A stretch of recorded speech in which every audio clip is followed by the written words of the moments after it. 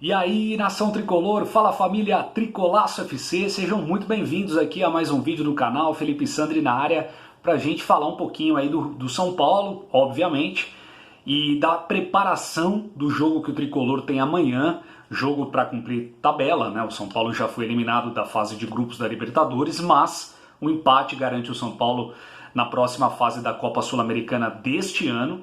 E também trazer as informações de bastidores aí, muitas situações, muitas notícias, o que é verdade, o que não é, o que está acontecendo realmente ou não. Enfim, você é meu convidado, seja muito bem-vindo, bem-vinda, muito obrigado mais uma vez pela tua audiência.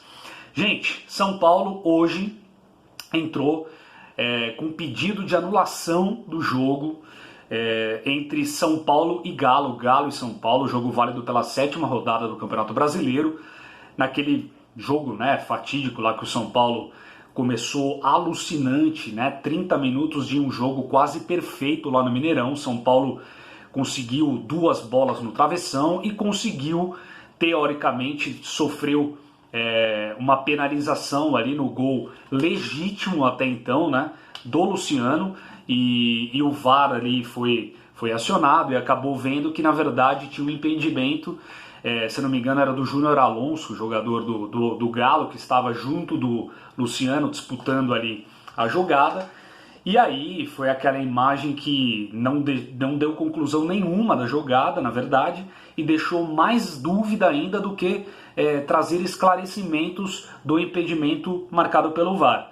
E aí, semana passada, a cerejinha do bolo foi o Gaciba, Leonardo Gaciba, que é o comandante da arbitragem da CBF.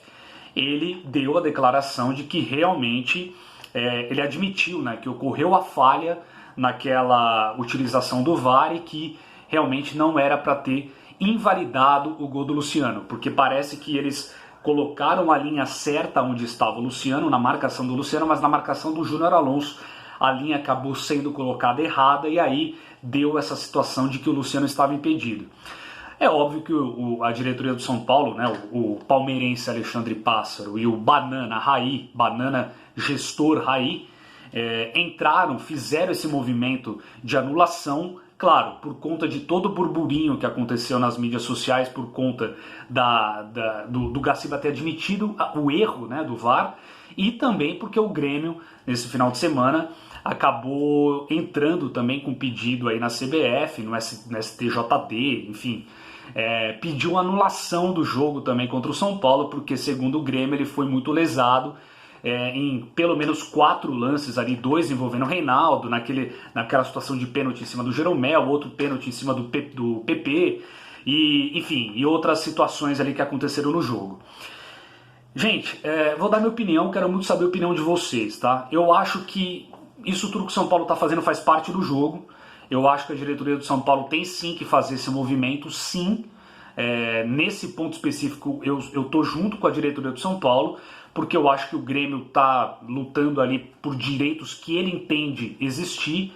Eu acho que esse Rafael Trace, que foi o árbitro de São Paulo e Grêmio, que estava no VAR lá naquele jogo do Mineirão entre Atlético Mineiro e São Paulo, esse é um cara que precisa tomar um gancho, ele precisa, enfim, ficar afastado, ele precisa treinar em separado, porque é um árbitro que está envolvido em diversas polêmicas, né? Não é cabível esse cara de novo apitar outros jogos na próxima rodada, por exemplo, do Campeonato Brasileiro.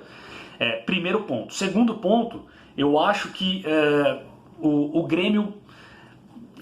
assim, é difícil a gente falar, né? Porque é óbvio que a gente vai pender para o São Paulo, né? Eu, torcedor aqui, vou pender para o São Paulo.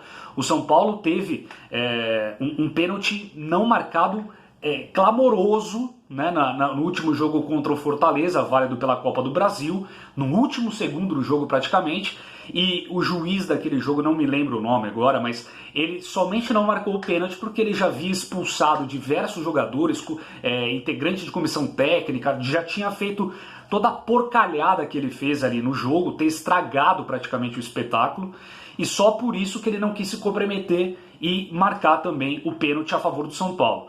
E aí o São Paulo reclama muito dessa situação lá no Mineirão. Então tinha muita coisa que a arbitragem tinha prejudicado o São Paulo. Então é óbvio que esse Rafael Trace é muito fraco e ele entrou de fato no Morumbi muito pressionado nesse sentido. Então acredito que não que ele estava condicionado a favorecer o São Paulo, mas de certa forma essa pressão que o São Paulo de certa maneira exerceu, e com razão, por inúmeros erros de outros juízes e outras situações, inclusive dele mesmo, desse Rafael Trace, inclusive no VAR, no comando do VAR, como eu estou falando aqui contra o Atlético Mineiro no Mineirão, é difícil, né? O cara fica ali coagido de certa forma.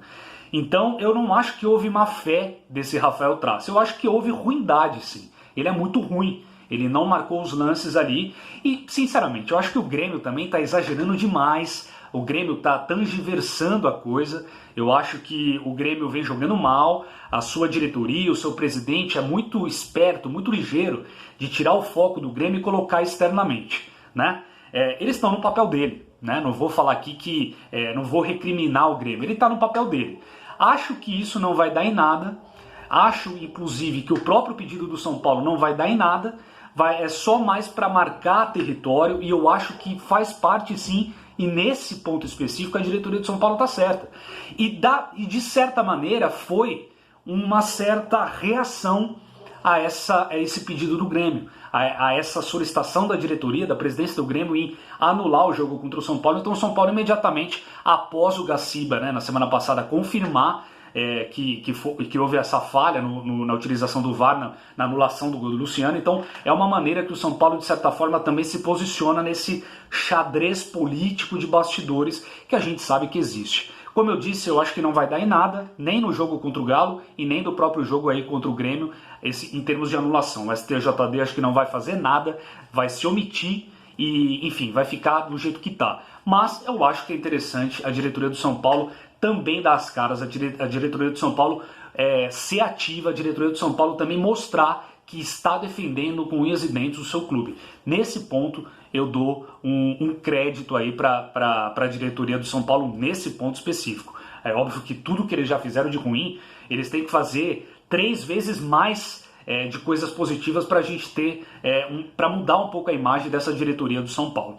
Gente, falando um pouco do time em si, né? Bom, amanhã o São Paulo enfrenta o Binacional, cumpre tabela só na fase de grupos da Libertadores, já está eliminado de forma melancólica e vexatória, né? Precisa se dizer aqui, mas recebe a equipe do Binacional e tem por obrigação vencer, seja o time que for que entrar em campo, que o Fernando Diniz colocar para disputar esse jogo. O São Paulo tem que vencer o Binacional, nem que se colocar o Sub-17, São Paulo tem que meter gol nesse time do Binacional, porque é um time extremamente fraco e o São Paulo tem que, de certa forma, pelo menos diminuir um pouco essa imagem arranhadíssima que ele deixou na competição internacional. E aí o Fernando Diniz já deu uma declaração de que ele não descarta possibilidades de poupar titulares. E aí entra a seguinte situação, né? O Luciano hoje não treinou por conta ali de um desconforto que ele teve na coxa. Esse desconforto ele teve já no jogo agora do final de semana contra o Grêmio e é desfalque certo aí para enfrentar o Binacional. O Luciano está fora, vai se recuperar, vai treinar, vai fazer ali a fisioterapia para estar apto aí, provavelmente pensando no jogo de domingo contra o Fortaleza. Tomara que ele consiga se recuperar a tempo para ele estar em campo, que vai ser de suma importância, Luciano, dentro do Morumbi, para ajudar o São Paulo a se classificar contra o Fortaleza, que vai ser um jogo dificílimo. E aí temos nada mais, nada menos do que a possibilidade de entrar no lugar dele Pablo ou Trellis. Vê só o elenco do São Paulo. Temos Pablo, né, o boneca de pano, e Trellis, o caneludo, ali para entrar no lugar do Luciano. Uma notícia positiva, de certa maneira, é que o Hernanes foi a campo hoje, né? Ele deu uma corrida ali, fez alguns exercícios no gramado e tal, mas ainda não tem previsão de volta, está totalmente descartado, tanto para o jogo de amanhã, quanto para o jogo também contra o Fortaleza, o Profeta, tomara que ele se recupere rápido também.